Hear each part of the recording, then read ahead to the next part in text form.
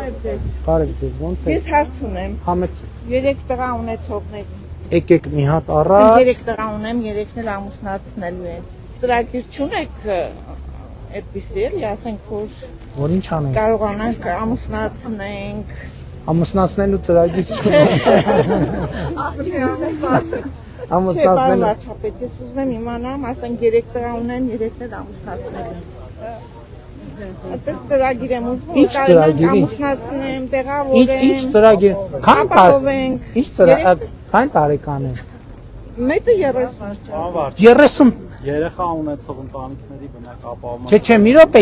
մայրիկը 30 տարեկան տղաների մասին է խոսում։ 30 տարեկան տղաները մեծը 30։ Պետք է աշխատեն, պետք է աշխատեն, պետք է սիրահարվեն, ամուսնանան, կառավարությունը ինչ անի։ Իսկ դուք 3 աղջիկ ունեք, մեկին չեք առաջան։ Ես չէ, որովհետև աղջիկների որոշումը ես չեմ կարող կայացնեմ, որոշումը իրանք հասուն մարդիկ են, իրանք պետք է կայացնեն։ Մեծերը, փոքրը։ Շնորհակալություն, բայց կուզենամ որ մտածեք։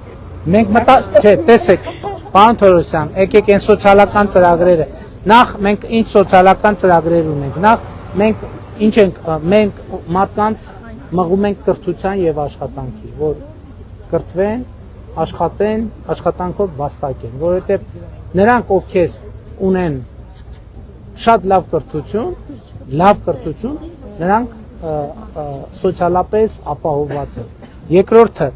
երեխայի, երբ որ ամուսնացան, երեխայի նոր կազմված ընտանիքների համար հիպոթեկի աջակցության ծրագիր ունենք, կանխավճարը հիպոթեկի վճարվում է։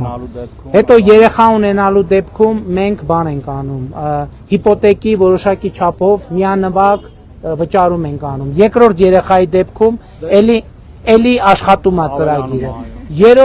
Երրորդ երեխայի դեպքում մինչև 6 տարեկանը ամիսը 50,000 դրամ աջակցություն ենք ցուցաբերում։ Մայրիկին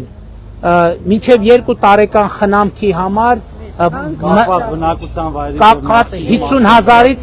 31.5-ից մինչև 61-ից 60,000, այսինքն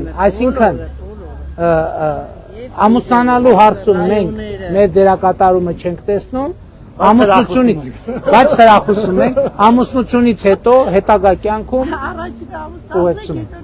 Մտածեք մյուս բաների մասին։ Լավ է։ Լավ, շնորհակալություն, որ դուք կաք, պարոն։ Ես եմ շնորհակալ։